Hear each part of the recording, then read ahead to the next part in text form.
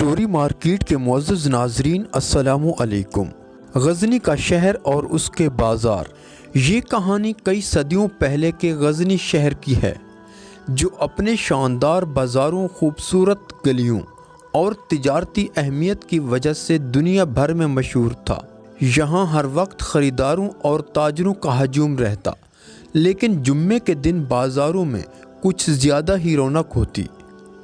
ایسے ہی ایک جمعے کے دن جب لوگ نماز کے بعد اپنے معمولات میں مصروف تھے، ایک عجیب آواز نے سب کی توجہ اپنی طرف کھینچ لی۔ کوئی ہے جو مجھے کوڑے مارے، میری کمر پر زخم لگائے، بدلے میں میں تمہیں سونے کے سکے دوں گا۔ یہ آواز شہر کے مشہور مالدار شخص جابر بن خلیل کی تھی۔ وہ چوراہے کے بیچ میں کھڑا تھا، ہاتھ میں ایک کوڑا لیے، اور مسلسل لوگوں سے درخواست کر رہا تھا کہ اسے سزا دیں۔ بازار کے لوگ اس عجیب و غریب منظر کو دیکھ کر حیران ہو گئے۔ کچھ لوگ کہکے لگانے لگے تو کچھ نے سرگوشیاں شروع کر دیں۔ یہ پاگل ہو گیا ہے، اتنا بڑا مالدار اور خود کو سزا دینے کی باتیں کر رہا ہے، شاید کسی بیماری میں مبتلا ہے۔ ایک بوڑھی عورت جو بازار میں گزر رہی تھی رک کر بولی، اے جابر، کیا تم نے اپنی دولت کے غرور میں عقل کھو دی ہے؟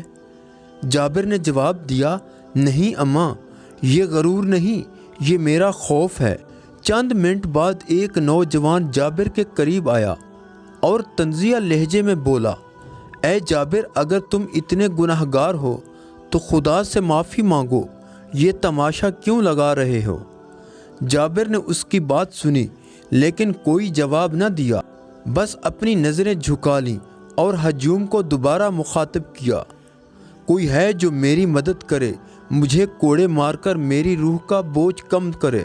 لیکن غزنی کے لوگ خدا ترس تھے، وہ کسی کو سزا دینا معیوب سمجھتے تھے، چاہے وہ جابر جیسا مالدار شخص ہی کیوں نہ ہو۔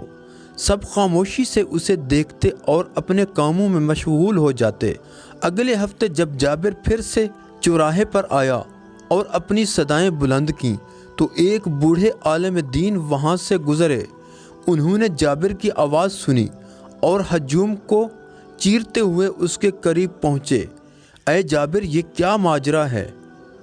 عالم دین کی گہری آواز سن کر ہجوم خاموش ہو گیا۔ جابر نے بوڑھے کی طرف دیکھا، اس کی آنکھوں میں آنسو تھے۔ اے بزرگ، میں ایک ظالم انسان تھا، میں نے اپنی جوانی میں بہت گناہ کیے، یتیموں کا مال کھایا، غریبوں کو ستایا اور کمزوروں پر ظلم کیا۔ مجھے ہمیشہ اپنی طاقت اور دولت کا غرور رہا، لیکن اب موت قریب ہے۔ میں اپنے گناہوں کی سزا دنیا میں ہی چاہتا ہوں تاکہ آخرت میں معافی مل سکے۔ عالم دین نے کہا، جابر، کیا تم نے کبھی اپنے گناہوں کا کفارہ ادا کیا؟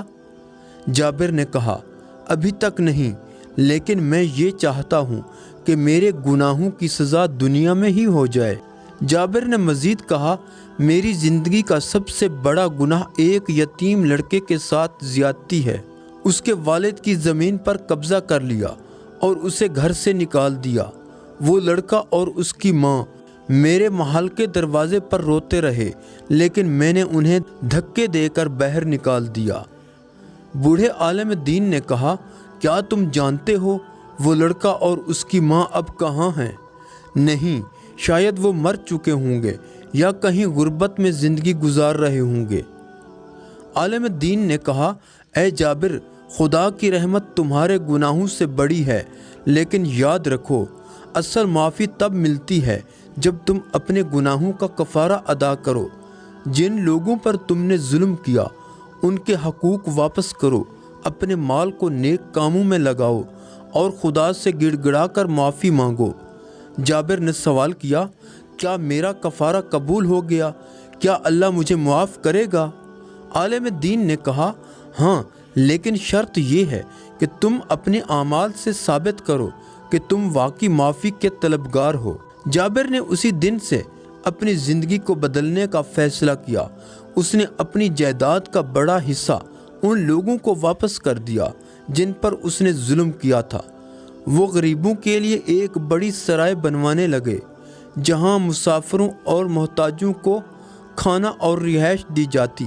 شروع میں لوگ جابر کی ان نیک کاموں پر یقین نہیں کرتے تھے، لیکن جب انہوں نے دیکھا کہ وہ واقعی اپنے گناہوں کی تلافی کر رہا ہے تو وہ اس کی تعریف کرنے لگے۔ جابر نے مسجدیں، مدارس اور یتیم خانے بنوائے اور اپنی باقی زندگی نیک کاموں میں لگا دی۔ ایک دن جابر بازار میں ایک بوڑھی عورت کے پاس گیا جس کے بیٹے پر اس نے ظلم کیا تھا۔ عورت نے جابر کو پہچان لیا اور کہا، کیا تم وہی ہو جس نے میرے بیٹے کو اس کی زمین سے نکالا تھا؟ جابر نے سر جھکا کر کہا، ہاں اماں، میں وہی ہوں۔ میں تمہارے بیٹے کے حق میں زمین واپس کرتا ہوں اور معافی مانگتا ہوں۔ بوڑھی عورت کی آنکھوں میں آنسو آ گئے اور اس نے کہا، خدا تمہیں معاف کر دے۔ یہ کہانی ہمیں سکھاتی ہے کہ خدا کی رحمت ہر گناہ سے بڑی ہے، بشرط کہ انسان سچے دل سے توبہ کرے۔ کفارہ ادا کرنا اور نیک اعمال کرنا معافی کی بنیاد ہے۔ انسان کی اصل عظمت اس کے نیک کاموں میں ہے، نہ کہ دولت میں۔